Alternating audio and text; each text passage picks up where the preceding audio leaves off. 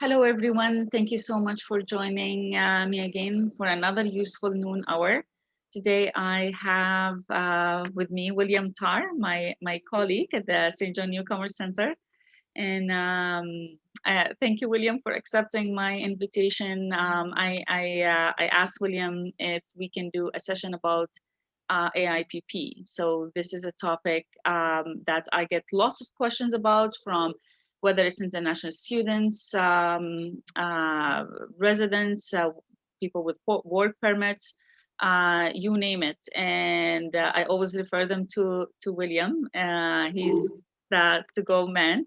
William is a newcomer settlement advisor at the center with an AIPP great experience. So he's, you're the person to go to, William, for sure. Thank you so much for joining me today and making the time. Thank you. Thank you, Lina. It's always good to chat with you about different programs, and today, like you said, we'll be talking about the AIP. So let's go straight into it. I will just share my screen right now. Perfect. Thank you. Okay. So today I will just be giving an overview of the Atlantic Immigration Pilot Program, and then we'll be talking about the role of our center, the Newcomer Center in the program. And this is going to be a very brief general overview of the program. But before we go into it, just in case you are not familiar with the center, we are one of the settlement agencies in the city. We work with all newcomers, regardless of your immigration status. Our vision is to create a diverse and prosperous community and fully embracing the value and contribution of newcomers. And our mission is to improve the cultural, social, economic well-being of the community through promotion of multiculturalism and support newcomer settlement in the Saint John region. And our value is respect, equality, and inclusiveness, fairness, individual approach, and service excellence. Now, we'll go straight to the Atlantic Immigration Pilot Program. And the thing is, what is it? There are so many immigration programs out there to get permanent residence. There's so many ways you can get permanent resident. We can break it down mainly into three: family sponsorship, refugee program, or you have all the other economic immigration program. And the AIP is just one of them, and is a fairly new immigration program. This program was launched in March of 2017 with the four Atlantic provinces, and the main reason of this was to help employers to find skilled labor and also grow our population. Like the Atlantic provinces, we had a challenge with population growth. This program is employer driven. So when I say employer driven, is that the employers take the lead on the program. So you cannot apply for this program except you have a job from a designated employer. And later on, we're going to look at the process. For now, this program is going to the program was extended till December this year. But however, due to the success of this program, we have almost 90% retention rate in this program. There's a commitment that this program is going to be a permanent program. There's nothing concluded yet, but this program has been the most successful immigration program in recent time, especially for the Atlantic region. There's very high, like I said, 90% retention rate within the first year. So there's a good commitment that this program is going to continue. But as of now, it is scheduled to come to an end on December 2021, December of this year. So let's look at the whole process, how this program works. And I have this like you can see here, this is the process. So the step one is for the employer will initiate the process. The employer will have to establish relationship with a settlement organization in the region, and then you will apply to get destination. So the employer at this stage on step one is all about the employer getting designated. And after getting designated as an employer, you can now go ahead and offer a job to a foreign worker. So in this case, it could be either somebody overseas or somebody within the country that has a work permit. So it could be international student, temporary worker, work permit, or somebody just overseas. Once you offer a job to the person, the next step will be for the person to obtain, for the candidate to obtain the needs assessment and settlement plan. So you have to link the applicant or your staff to a settlement organization. If the person is within Canada, there are a lot of settlement organizations within New Brunswick. In Saint John, there's two of us, either the YMCA or the Saint John Newcomers Centre, that can provide you with the settlement plan. So you have to put your staff in contact with me at the Saint John Newcomers Centre, and within 48 hours, we can prepare you your settlement plan. But again, I want to emphasize this: you will need a job offer from a designated employer before you can get a settlement plan. And at the provincial, you need a settlement plan to apply for your endorsement, and that would be the next step. So you will apply for your endorsement, and for you to be able to apply for your endorsement, the provincial government really encourage you to be what they describe as PR ready. So PR ready, that means you should have your settlement plan, you should have your criminal record check, and if you are 18 years old and above, all the places you have lived for over 6 months, you need to have a criminal record check. So if you are from, let's say, example, you are from Burundi or India, you need to get a criminal record check from back home. If you, before coming to Canada, you studied 2 years in Dubai, you also need a criminal record check from there. You also need to do your language test, whether English or French, you need to do your language test. And for this program, the grade level is very low. I think it's up to 4. You need to pass and then get your settlement plan plus your job offer, and then you can apply for your endorsement. So once you have your endorsement, the provincial government will send the endorsement letter to you, mainly through email. And when you have your endorsement letter, you will apply directly for PR. Let's make it clear, when you're applying for PR, there is no program in IRCC called AIP. So you're not going to apply for AIP PR. There are 3 different programs that you can apply for. You can apply either as you can apply under the Atlantic Immigration Graduate Program, the Atlantic High Skill Program, or the Atlantic Intermediate Skill Program. And later on, we'll go into each of these programs and see whether you are eligible for which one of them and explain it. But the Atlantic, as the name suggests, the Atlantic International Graduate Program, this is for students that have studied a minimum of 2 years in the Atlantic provinces. So you have studied for at least 2 years in Atlantic Canada. You can apply for this. Now, I get this question over and over and over, and I should emphasize it, especially in Saint John. Student that did the 1-year MBA program, 1-year MBA program, always IQ that the program is a condensed program, it's a 2 years program, and the condensed. However, under this program, you are not qualified if you did a 1-year program. If you study 1-year program, you need to do a minimum of 2 years program to qualify to apply as under the intermediate, under the Atlantic International Graduate Program. Let's get it clear. Yeah, sorry to interrupt again, but just to clarify, like if people are not qualified in this program, there are other immigration avenues.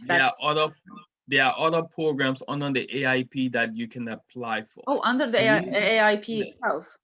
Yes, the reason why the international graduate program is the best one, because you don't, unlike the other two programs, you don't need a job experience.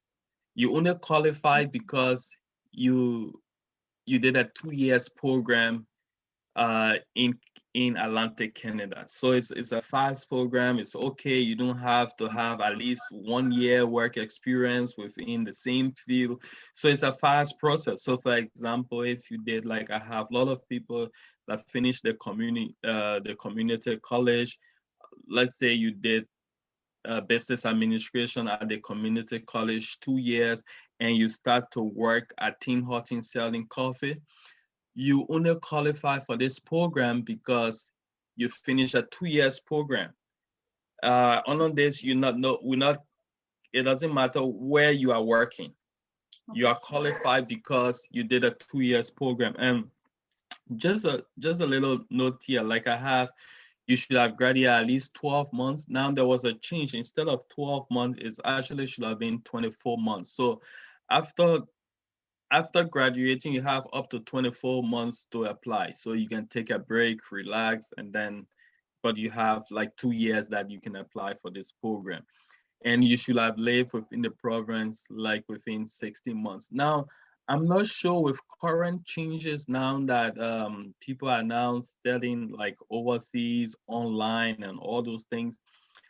I'm not very up to date on that information. It's something that we'll have to clarify from immigration, because I know people are now eligible to get postgraduate work permit when they study outside. So we just stay to this information, and the next one will be Atlantic High Skill Program. So the Atlantic High Skill Program is both for people outside of Canada or within Canada, but this should be like a more managerial role. So back to this example of somebody who completed the MBA program at UNB. I had an experience where the guy used to be a project manager within his country before, and he came here. He did a 1 year program. He got a job immediately after studies as a project manager.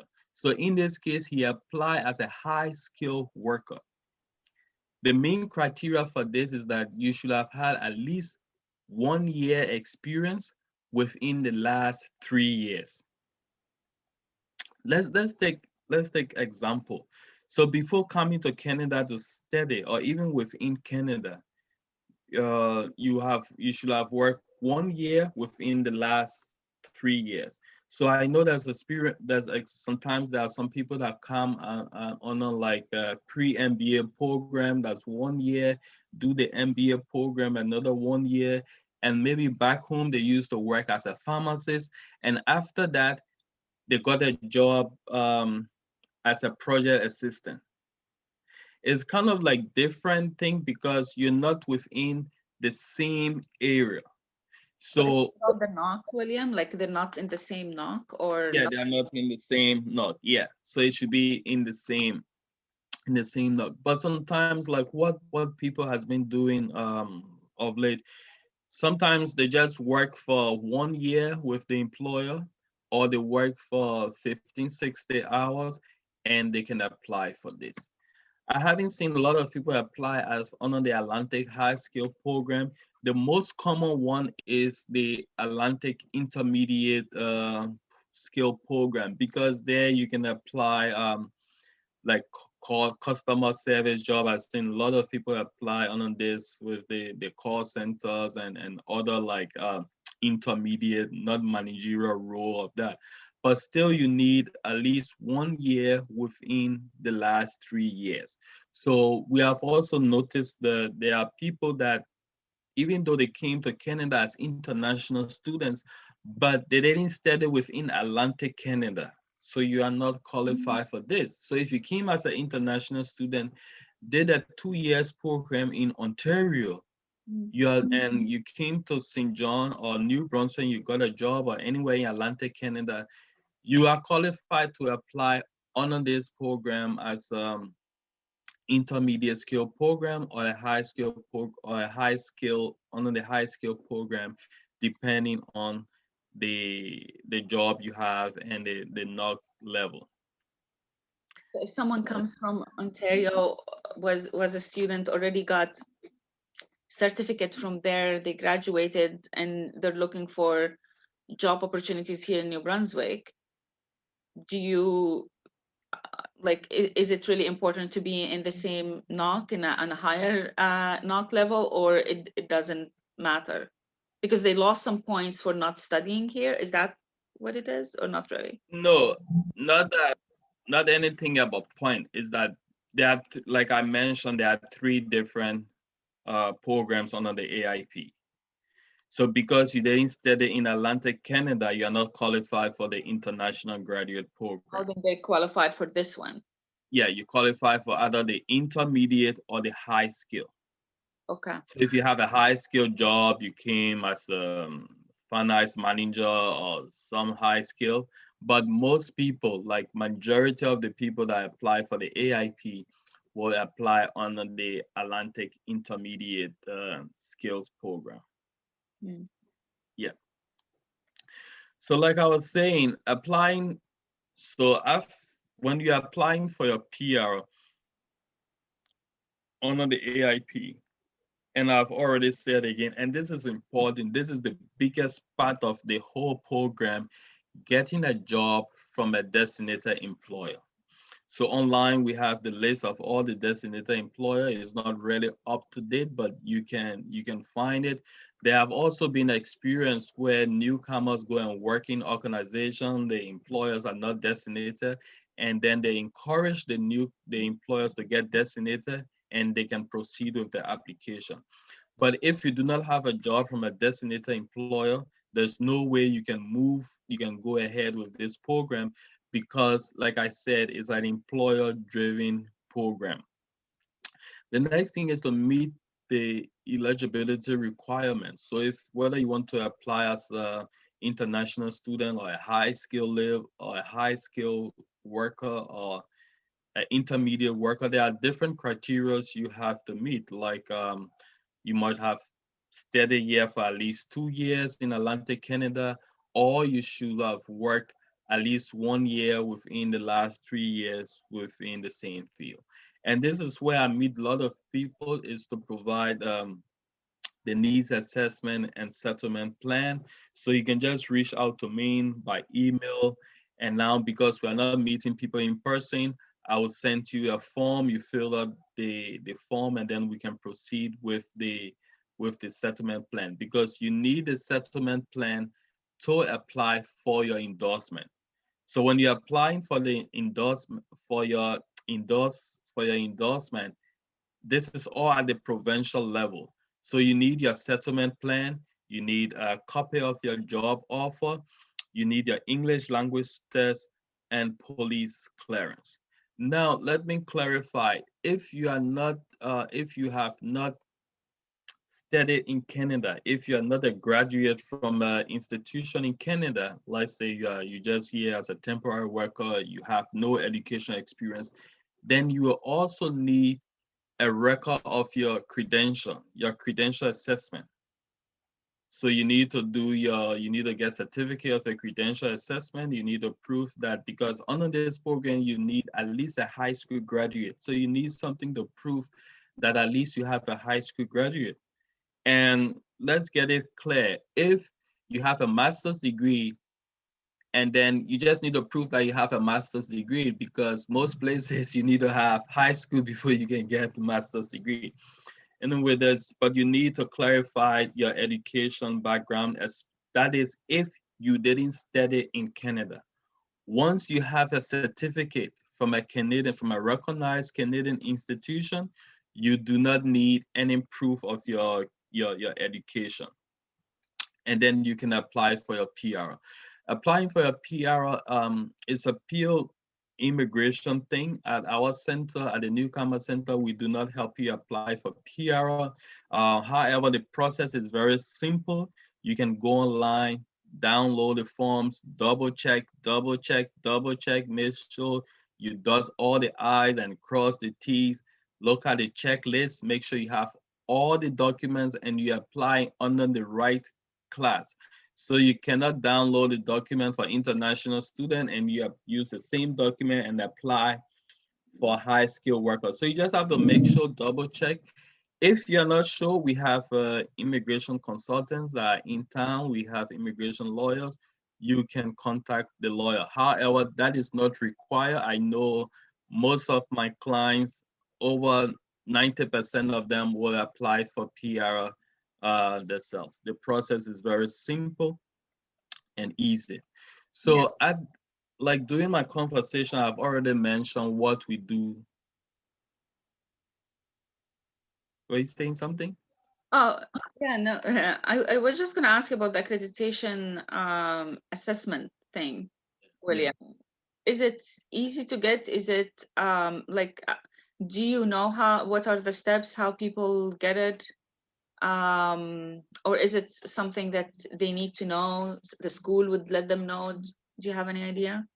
So when you go on the website for the guideline to apply for this program, the government of Canada has suggested a lot of different organizations in Canada that can do the assessment. So what you do, you post your original copy of your document to those organizations, and they will contact your school. So for example, I'm from Liberia and I went to school in the Philippines. I will send them the original copy of my diploma from the Philippines, and they will contact my school in the Philippines to verify the information. And all schools, like the curriculum and programs are different. So even though I did a 2 years master's program, they would give me a certificate saying my 2 years master's program is equivalent to 1 year program in Canada. And there have been a case where somebody had a high school papers, and when they did the assessment, they said that high school paper was equivalent to grade 10 in Canada. Wow. So, yeah. So there are a lot of different organizations out there, but the most common one, and sometimes people can just refer to them as WES, WES, because they are the most common. They are the most common organization that giving this credential assessment. They are very good. I've worked with them in the past. It's just WES and WES, and they are very good. You can get your credentials through them. Perfect. And I also want to mention, if you are outside of Canada and you need a settlement plan, there are organizations, 5 organizations that are responsible for providing settlement plans for applicants outside of Canada. And Lina, I know you're about to ask me what are the 5. Yeah. Don't mind, William. Well, yeah. I don't want to be biased. I know of 3. I know of 3 offhand. So one is Success. Is based in Vancouver. It's a settlement organization based in Vancouver. And the next one, and that's the one I also work with closely with them, is the YMCA Next Stop Canada. So they are based in Toronto. They are specialized in pre-arrival services. And there's one right by us here in Atlantic Canada, in Halifax. How do you call it? iSense? iSense, yeah. So they are also a designated settlement provider on this program. They will help you provide settlement plan, and there are another one that will provide settlement plans just for French-speaking country. I cannot really get it off, can't remember, but for French-speaking people, There are settlement organization that's responsible for That's that. good to But know, yeah. Because if anyone is interested, you yeah, know, they can reach out and we can find out. But yes, it's good to know. I didn't know. Good. yeah. And later we can post the name of all 5 of the organizations. But Perfect. at the center, what we do, and I've already mentioned it, we provide needs assessment and settlement plans for applicants applying under the AIP. So this can happen in 2 ways. You can reach out to me directly by email, or you reach out to the center, and then we'll ask you if you have a job offer. That's the big question. Do you have a job offer? Yes. We'll want to see proof of the job offer, and we'll also encourage you to write your English or your French language test before reaching out to us. Because if you don't have the language test, you will also not get the endorsement, because the province wants for you to be PR already before proceeding. So the And land then the criminal record check as well. yeah, you need a criminal record check. They have to have all these before they come to you. Yeah. So far, I'm not a big I don't even mind the criminal record check, because the Okay. criminal record check is very easy to get. But right now, because of COVID, you need to really book in advance for the language test. I know right now people booking in way in June, July, because Wow. it's not like as frequent as it used to be. I have had cases, I have clients that even had to travel to Ontario because there was an earlier date in Ontario, so they have to move there. Wow. One of the things that we really encourage you to do is that we have funding to help you get settled in the community. So you are not in St. John on your own. We're supposed to help you with your settlement. So if you are applying under the AIP, or you have come to St. John under the AIP program, we provide settlement support for you. We'll help you. We have a number of activities at the center just to help you get settled and integrate and succeed in the community. So you can reach out to us, take advantage of our programs, get to know us, and we can help you so that your stay in St. John can be a successful one. We also work with employers. I know sometimes this program is still new for some employers. We are here to give you support to help you settle your new staff. However, because most of the employers hire international students, and international students, most of them feel like I have been here for like 2, 3 years, some of them 4, 5 years, so they already know the community. But I just want to remind you that we are here. We are just uptown. We can be reached by phone, email, and we are here to give you all the support you need to settle. Thank you very much, and I will take your questions. I have a question about the employers, William. Is it really complicated for an employer? Like if I wanna go and ask my employer to be designated, and I have seen this before. I have clients actually, when I suggested that, they said I can't ask my employer to do that. This is too much. Is it really too much for employers? First, when I talk to people, you cannot get a job the next week and you go to the employer, please sign up for for AIP. You have to do the job well. You have to make yourself know that you are valuable to the organization, right? If you are a good staff, like if you are like Lina in at the Newcomer Center, we definitely want to keep you. We can do anything to keep you. We'll definitely sign up. We'll definitely sign up for the program. So some employers still don't know about the program. That's the first thing.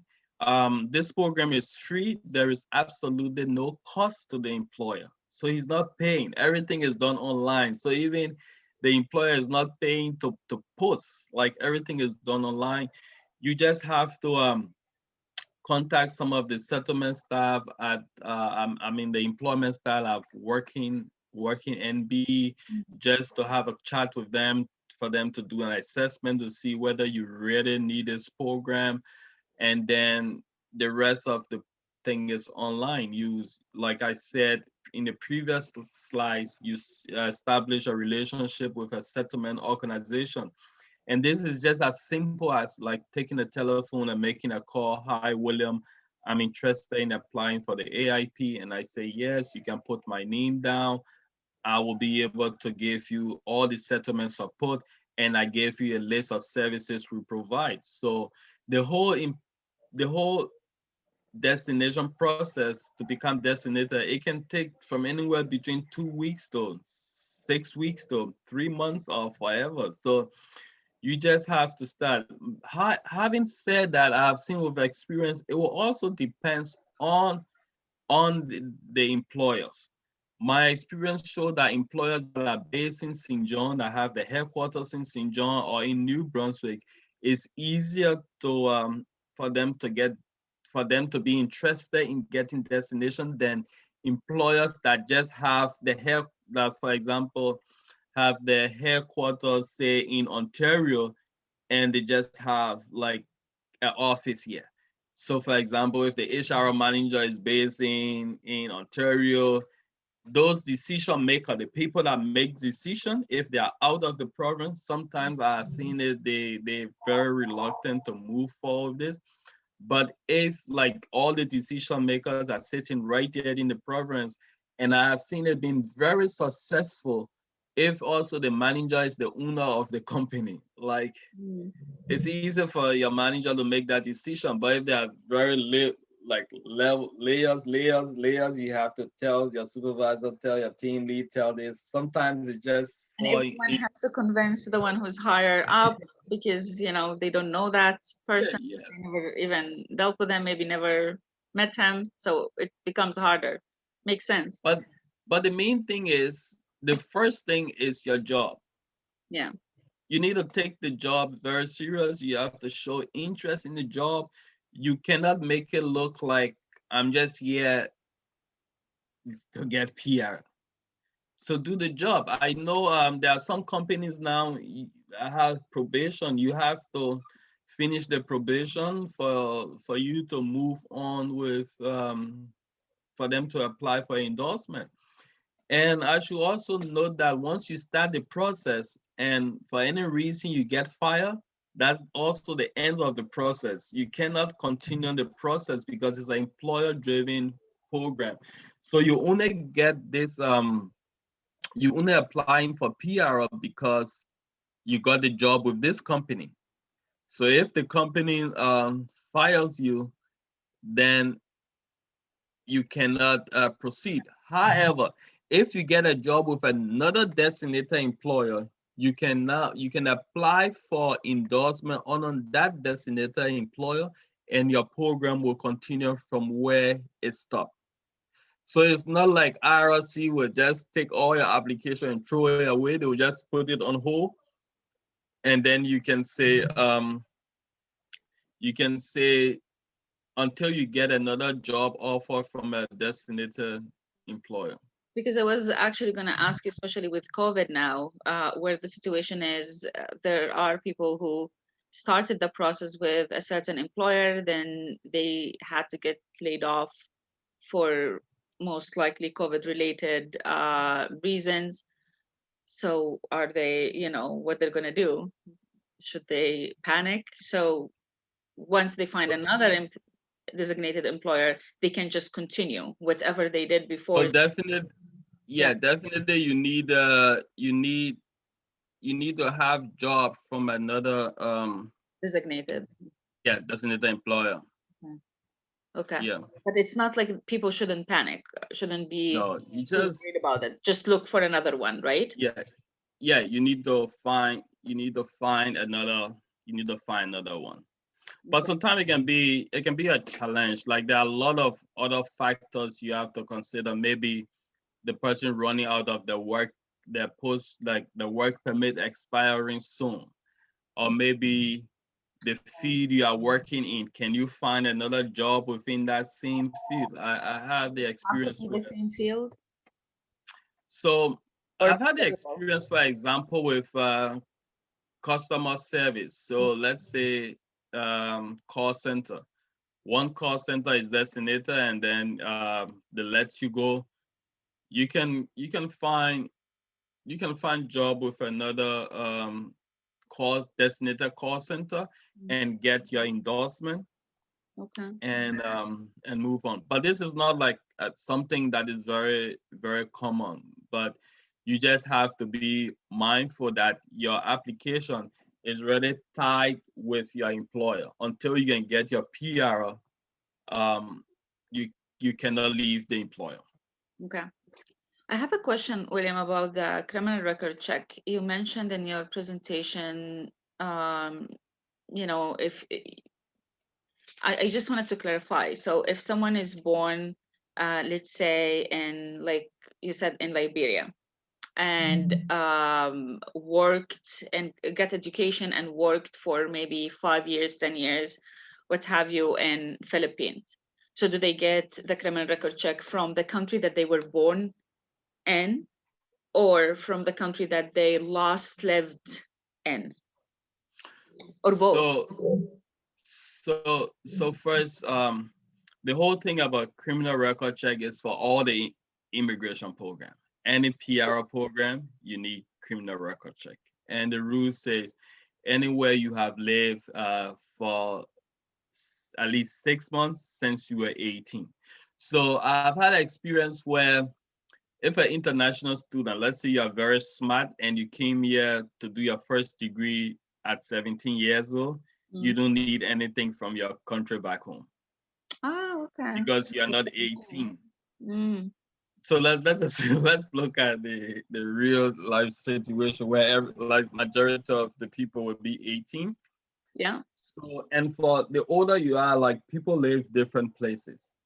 So you left from your country, you're 19, but maybe before your family worked in Dubai, so you live in Dubai for some time, and then you came to Canada. So you need criminal record check from all those places you live for more than 6 months, like places you had. And sometimes people want to really think about it, but when you're applying to come to Canada, you also mention all the places you live.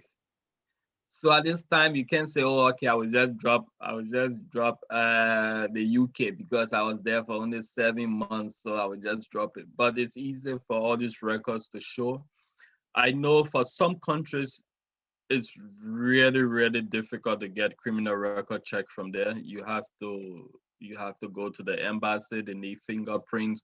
And for some countries, it's easy. It's just a matter of taking a telephone and calling someone to get it from you. So it depends on the country.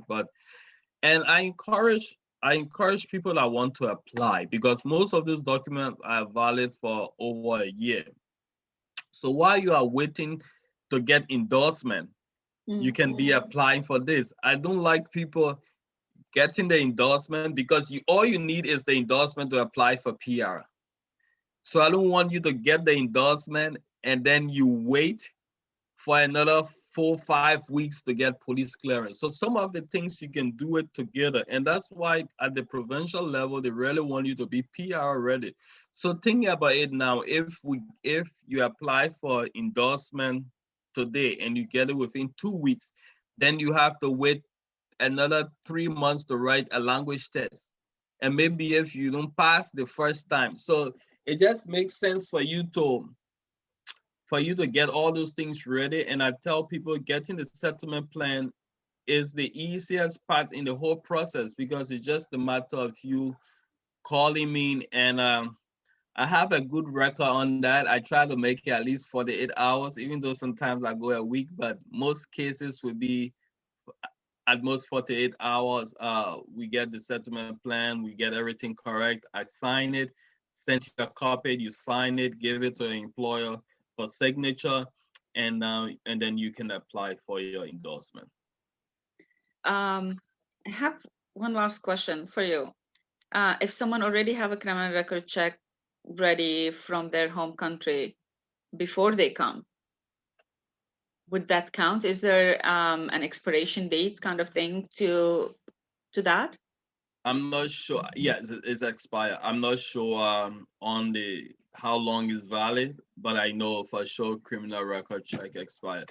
And sometimes I encourage people to even come when I'm doing a session like for pre-arrival candidates that haven't applied for the PR yet. I say I encourage them to come with it.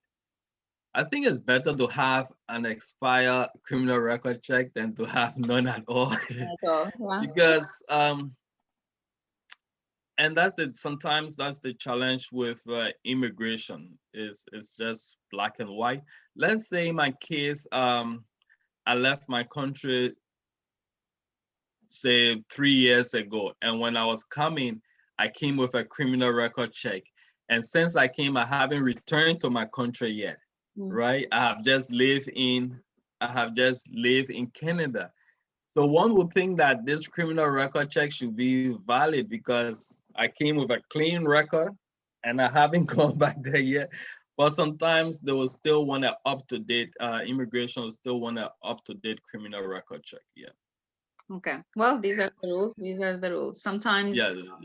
even in certain countries, if there is any issue or any court dates or what have you, sometimes they don't show up on that date where the person asks for the criminal record check, and when they come here to Canada, there could be other things that came on the surface from previous times that it did not show on it, and that's why I believe the government asked for an updated one. It just, you never know what comes up in during, not necessarily because I wasn't there then, I didn't do any harm to the people there, to the society. Yeah, no, I understand. And these are the rules, and yeah, you just honestly clarified lots of things and steps and questions that in many people's minds. And thank you so much, William, for your time. And if you guys have any questions, if you want to talk to William,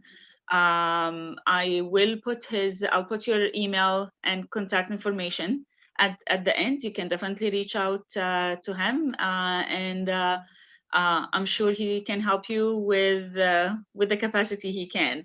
Any immigration related things or advice of immigration questions we can't answer, but anything related to AIPP, I'm sure William can do it, right, William? I will try to do it. You'll try to do it. Absolutely. Yeah. No, you have a great experience in this. You've been in the program since it started in 2017. Yeah. And yeah, no, I'm you're really good at it. Yeah. Thank you so much, William. Thank you everyone for watching today, and have a wonderful day. Okay.